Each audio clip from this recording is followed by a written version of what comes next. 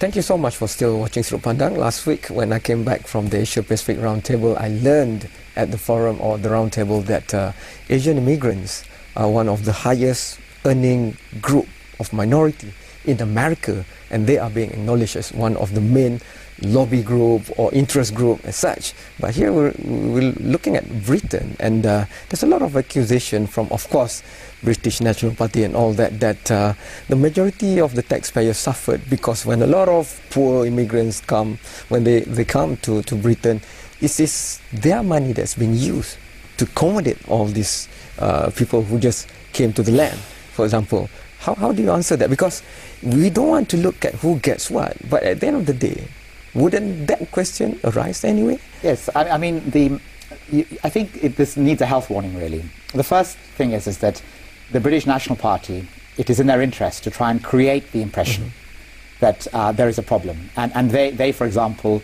will say that ethnic minorities take all their jobs. And in fact, the evidence shows quite clearly that unemployment is much higher amongst ethnic minorities. They claim that ethnic minorities take all the best housing. And the evidence shows quite clearly that ethnic minorities, on the whole, live in the poorest and the most deprived neighbourhoods of Britain. So you have to understand the difference between the reality and the perception.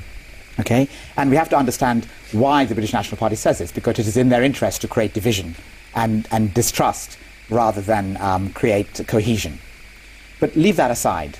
And this notion that it is our taxes. The whole concept of taxes is very interesting. I mean, I pay tax, and I pay tax because there is a sort of social compact that if I become ill or I can't work, then I will be also looked after by the state. This is the compact that we all have in the UK. So there is nothing specific about immigrants or white people. You come to Britain and you work and you all contribute in according to your means. That's how tax works, on a percentage of the basis. So someone who earns a lot more pays a lot more, and that's fine. And I think we all benefit from that process. The question, I think, arises when you ask yourself, again, what is the perception? The idea that immigrants just come to get Social Security is completely false.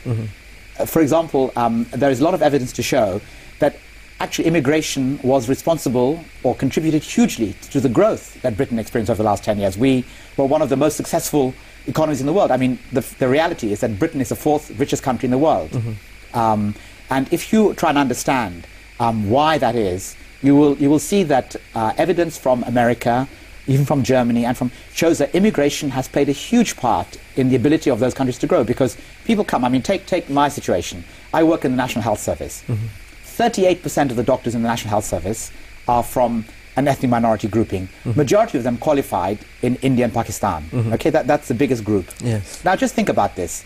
They are brought up in India, they are schooled by the Indian government, they are trained by the Indian government, sometimes by their own parents, and they qualify in Indian medical schools. Many of them taught in English. Yes. Because Britain has a shortage of doctors, and Britain finds it too expensive to train its own doctors, these doctors come and work in England. Okay, so actually they are helping British people receive the health care that they want and that they elect the governments to provide for them. All right? And they come at zero cost. The moment you set foot, you get a job and you start paying taxes. And this is probably true of immigration generally.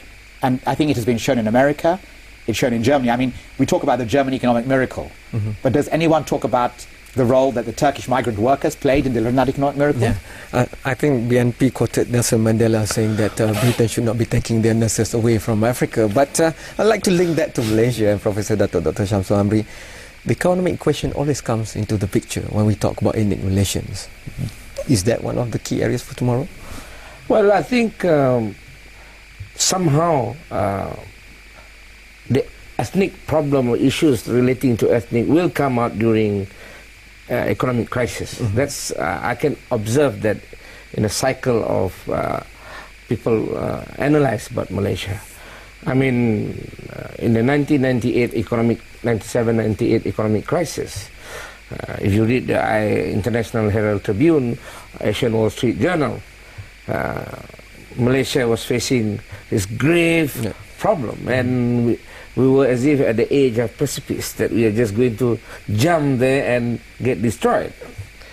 And of course, what Mahathir did was to impose this currency control, which is backed by World Bank or IMF, but it worked. So sometimes I don't understand whether it's really economics. If you read what Joseph Stiglitz has to write about Malaysia in his book called Globalization and Discontent, if you care to look in page 120, you will see that what he said was, Mahathir knew this is not only about economic crisis.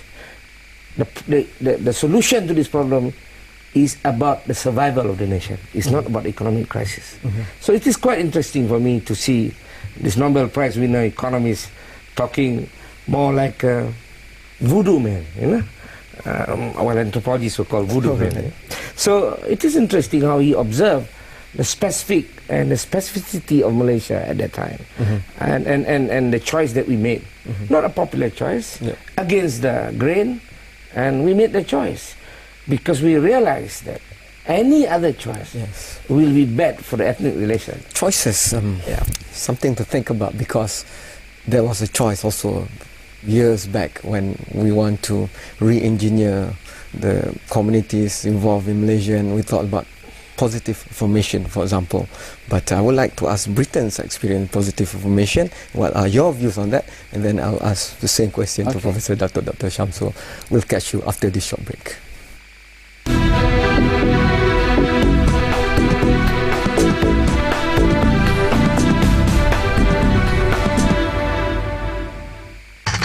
Setiap Khamis 5:30 petang, Analisis Awani dalam diskusi. Kita tidak boleh memaksa orang itu menjadi cikgu kerana tak boleh. Inventory sahsiah contohnya. Inventory emotional quotient. A good specialist and a strong generalist in approach. Perdebatan isu semasa. Bagaimana nak imbangkan itu? Peranan itu dah berubah. Peranan daripada segi teacher as a teacher dan teacher as a facilitator. Bersama Suhaimi Sulaiman, Kamarul Bahrin Harun, Nazri Kahar. Analisis Awani 5:30 petang di Astro Awani. Maka kami, rakyat Malaysia, berikat, akan menumbuhkan seluruh tenaga dan Memang benar, kanak-kanak ibarat kain putih, kita yang mencorakkan kehidupan mereka. Pada zaman kanak-kanak, kita tidak mengenal warna kulit. Kita menurut apa yang disuruh dengan tanpa banyak persoalan. Tetapi, apabila kita semakin dewasa dan matang, kenapa banyak persoalan yang ditimbulkan walaupun untuk kebaikan?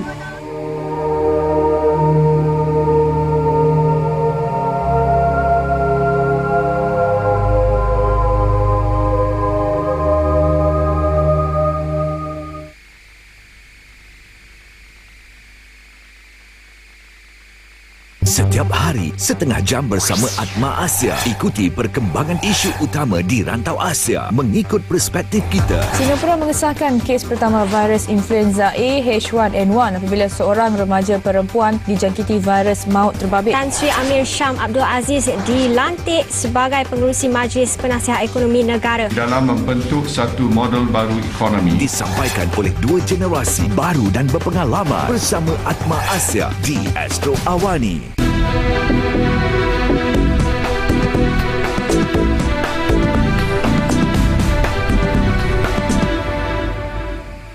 Thank you for still watching Sudut Pandang. I'm going to go straight to the next question. Positive affirmation. What are your views on that? Because in this country, the debate is quite lively. Okay.